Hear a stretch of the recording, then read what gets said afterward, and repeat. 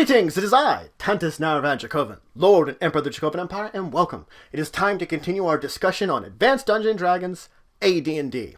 Now, when I left off, I was talking about the special defenses that creatures can have in combat. Oftentimes, of course, talking about monsters and NPCs, but sometimes these do apply to players.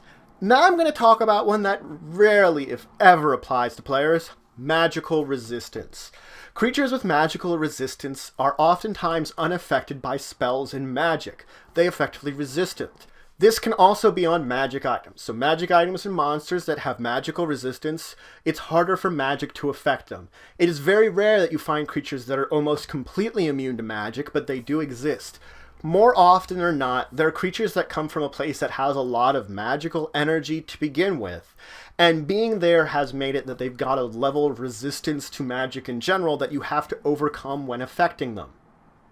Now, a creature with magical resistance, this is an innate ability. It's nothing that they have to activate. It's always there. But they can choose to lower it, to basically open themselves up to spells. This doesn't mean that it goes away. It's still an innate ability. It's still there. They're just lowering it temporarily so they could be affected by spells. Now, this is also an individual ability. They can only protect themselves with it.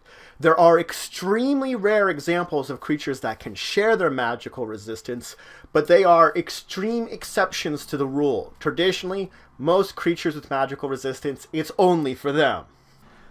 Now, magical resistance is represented by a percentage. What happens is the percentage has to be exceeded in order for a magical effect to affect the creature with the magical resistance. So it would be actually the person that, or creature that possesses the magical resistance that rolls this percentile die. If they, of course, exceed their number, then they're affected by the spell as normal. But if they get less than it, or equal to it, then they've successfully resisted the magic and the effect is cancelled and doesn't affect them. This works on spells and spell-like effects. It does not work against magic weapons or natural effects that are indirectly caused by magic. Now, this does not affect the person that has magical resistance or creature or item's magical resistance, their ability to use magic itself. They can still use innate magic abilities. They can still cast spells. It doesn't interfere with them. You have to think of it this way. It does not interfere with the spell casting process. It interferes with the spell directly. So the processes of creating the spells are not influenced by it. Now, this does also apply to both targeted and area spells. Let's talk about the 4 results a spell could have on you. If you are targeted by a spell, well, there's actually 2 versions of this: individually targeted or targeting but have multiple individuals.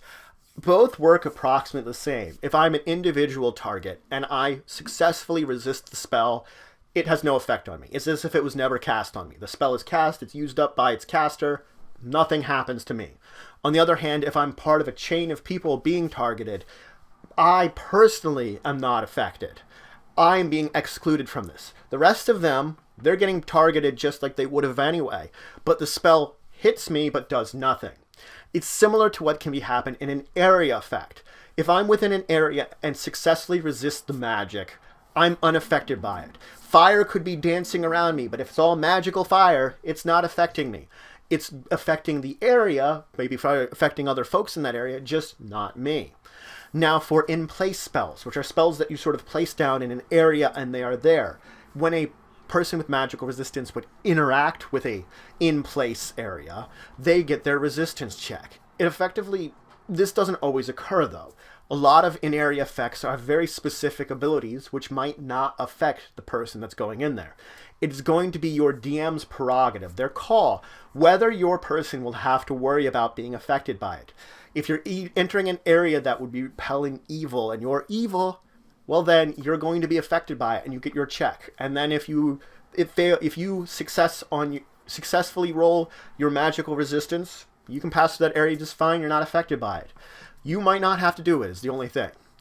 Now, permanent spells are very much so like the in-place spells. There's something that's there that when you interact with it, you temporarily remove part of it. Like if it's some kind of magical wall, if I'm going to walk through that magical wall, the area around me will just sort of dissipate, allowing me to pass through it. But as soon as I'm gone, because it is permanent, it will return to that spot. So I can effectively disrupt the spell, but I can't get rid of it. I can't dispel it. It's still there. It's permanent. It's just that my presence at least removes it temporarily to allow me passage, probably not anybody else. Now let's talk about turning undead. Turning undead is an important ability that your priests and paladins will have. Druids don't get this. Anyone that has effectively a religion or a divine source which they're getting powers from, they can use the turning ability. They use it on evil undead in order to sort of show them away. You can use it once per encounter per character. That means my priest can use it once an encounter, but my paladin friend, if he's also in my team, could also use it once per encounter. When we turn the undead, we roll a d20. Then we consult a certain chart. The chart is based on hit dice, type of undead, and the level of the character that you are. It helps determine effectively what kind of effect it would be. If I meet the target number for the kind of undead I'm trying to affect with my d20 roll, which I'm only going to roll once for all the undead in the area. I effectively just roll once and then see how it compares to the undead. Well, if I've beat the number that it tells me on this chart, it is turned. It tries to run away. If it has a T in that place, it would mean it's automatically turned. I don't have to roll. I'm so powerful that it wants to run away from me as soon as I make my turning attempt, regardless of what I roll.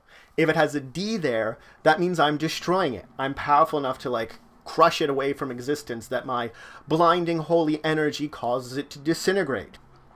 Now, as I said, this is hit dice based. You're going to affect 2d6 undead with your turn attempt, or be able to affect 2d6 undead. You will look to the lowest hit point undead in the presence in this battle first, before moving on to the higher hit dice ones.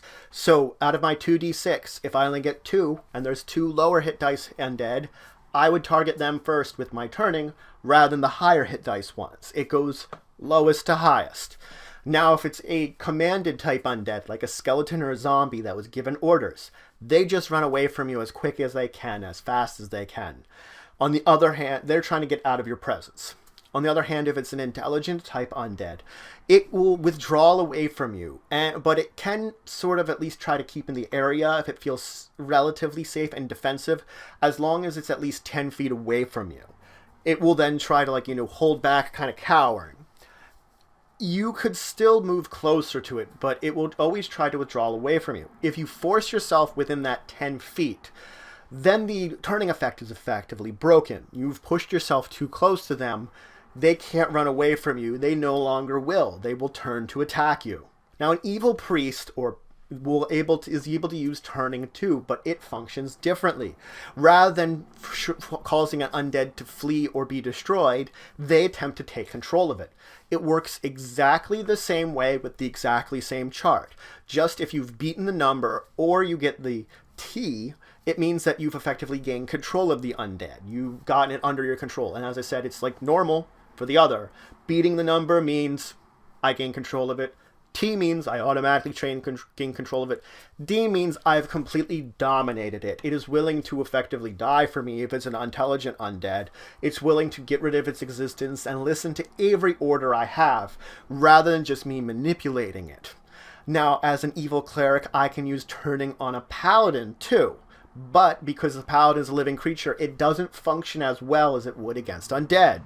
I subtract 3 to my level as an evil priest to determine my level for turning a paladin, meaning I'm effectively 3 levels less when determining how I'm affecting this large hit dice or small hit dice paladin.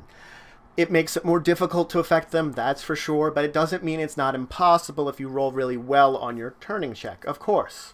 So that's it for today. I introduced you to more special defenses. I first talked about magical resistance, which is an ability that prevents spells from affecting a creature. Effectively, the magic washes over them and does nothing to them whatsoever. And I talked about how it worked, and how it worked in relation to the different types of spells and magical abilities, that there are some magical abilities it doesn't work on, on the other hand, it will work on most spells. Then I moved into talking about turning undead, an ability that you can use to show your holy symbol, to do a gesture, to do a motion, to fill fear into the undead, to drive them away and make them want to retreat from you. And of course, I did talk about what evil priests can do with this ability.